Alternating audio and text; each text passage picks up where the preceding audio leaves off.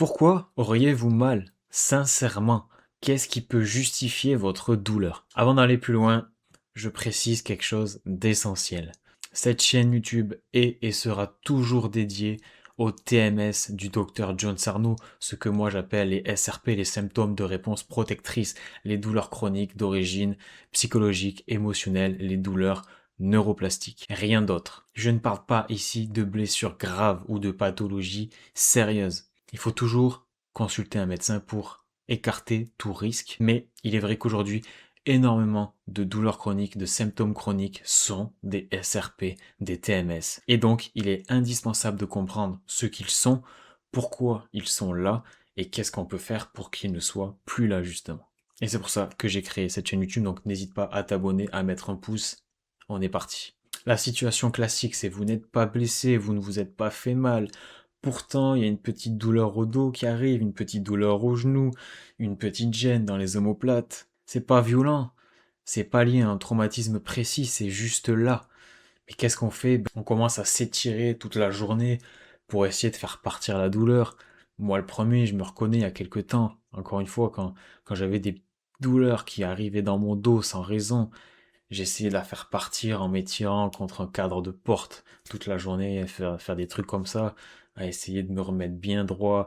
Et je pouvais même des fois aller prendre rendez-vous chez un... Alors c'était pas un chiro, c'était un ostéopathe pour faire partir une douleur que j'avais depuis même pas 24 heures. Et donc, qu'est-ce que j'ai fait? Mon réflexe a été de paniquer, de penser que physiquement, je pouvais faire quelque chose pour enlever ça. L'ostéopathe m'avait accueilli, m'avait écouté, avait essayé des choses, mais au final, il ne s'était rien passé. J'étais ressorti, j'avais encore mal, j'ai eu encore mal pendant quelques jours. Et pourquoi j'ai fait ça? Parce qu'à l'époque, je pensais que si j'avais mal, c'est que j'avais quelque chose mécaniquement qu'il fallait régler, structurellement, il y avait quelque chose à faire. C'est logique, mais est-ce que c'est toujours vrai? Revenons à la question que j'ai posée au tout début. Qu'est-ce qui justifie votre douleur aujourd'hui? Est-ce que vous êtes blessé à un moment précis? Est-ce que vous avez subi un traumatisme dont vous vous rappelez? Si la réponse est non, alors pourquoi est-ce que votre cerveau déclenche cette alarme? Parce que la douleur, c'est une alarme. Quand on se fait mal, le corps déclenche une douleur pour signaler qu'il y a un problème précis quelque part dans votre corps, qu'il faut que vous apportiez des soins à cette zone-là pour ne pas empirer la situation. Si vous me dites que vous n'avez pas subi de choc évident, parce que quand on se blesse, on le sait, c'est sur le moment, la douleur est aiguë, elle fait mal, donc on le sait, on s'en rappelle, mais si pour vous, c'est rien de tout ça, c'est qu'il se passe certainement quelque chose d'autre. La douleur, c'est un système d'alarme. Il est là pour vous protéger. Mais comme tout système d'alarme, il peut être parfaitement adapté ou un petit peu déréglé. Un détecteur de fumée qui sonne quand il y a un incendie, on aime bien ça, c'est fait pour. Mais un détecteur de fumée qui sonne juste quand vous faites des pattes, là, on commence un peu à être saoulé. Les symptômes de réponse protectrice fonctionnent de la même manière.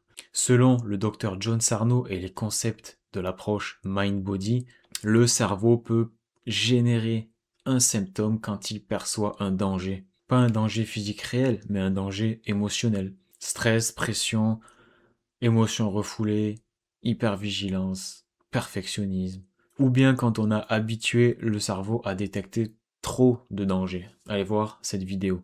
Vous allez me dire, ouais, mais ok, mon cerveau, il perçoit du danger, mais pourquoi est-ce que j'ai mal au cou, au dos? Pourquoi j'ai mal à la jambe? Et il est vrai que le docteur Sarno a expliqué que le cerveau voulait détourner l'attention pour continuer à pouvoir vous protéger avec des symptômes.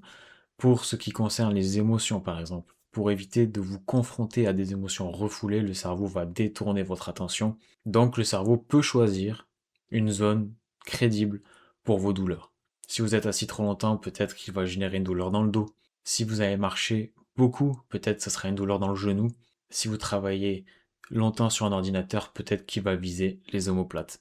Le symptôme doit être plausible, sinon vous ne le croiriez pas, et donc la stratégie de diversion ne marcherait pas. Le piège, c'est qu'on peut facilement amplifier ce signal d'alarme, parce qu'on peut tomber dans ce piège-là, à croire que le problème La douleur qui va être déclenchée par le cerveau, elle va être d'origine physique. Et vous avez bien raison de vous inquiéter.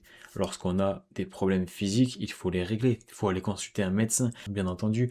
Mais le souci, c'est que quand il s'agit d'un symptôme de réponse protectrice, la source est 100% psychologique. Elle vient du cerveau. C'est le cerveau qui déclenche ces symptômes 100% basés sur des dangers qu'il va percevoir. Dangers émotionnels, cognitifs, physiques. Donc si vous passez votre temps à vous étirer toute la journée, à surveiller vos symptômes, chercher la bonne technique pour essayer de retirer cette douleur, le cerveau va croire encore plus qu'il y a un vrai problème parce que vous êtes en train d'essayer de régler quelque chose. Sans le vouloir, vous confirmez le message qui dit danger confirmé. Si votre douleur elle apparaît sans blessure, sans lésion, posez-vous simplement la question, est-ce vraiment une lésion ou est-ce que c'est une réponse protectrice, un TMS? Parce que ce qui maintient la douleur dans ce contexte-là, ce n'est pas votre dos, ce ne sont pas vos disques, ce ne sont pas vos vertèbres. Ce qui maintient la douleur dans ce contexte-là, c'est la peur, l'attention portée sur les symptômes et l'interprétation dangereuse que va en faire le cerveau.